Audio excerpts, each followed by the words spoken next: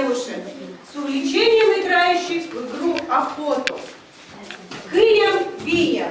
Пророк Илья почитал всякими русскими крестьянами как небесный помощник и славился как ревнитель о чистоте веры единого Бога.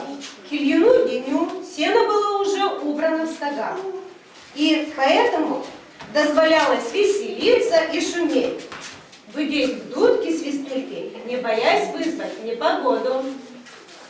И голос мой звучит, как лебединая дудка в Ильин день, и радостно свистеть мне в эту дудку. Под веселые трели они брали в руки шесты, на которых прежде переносили копны сена, и становились парами.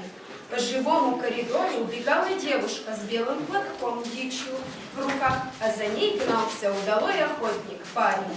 Девушки, пропуская подругу, всячески мешали парню, переграждая ему дорогу шестами, а он должен был проявить свою ловкость и сноровку. Если парень догонит свою девушку и выхватит у нее платок, то он отдаст за нее только за поцелуй. А если девушка убежит, то парень будет осыпан градом насмешек, но сможет попытать свои силы и в другой игре.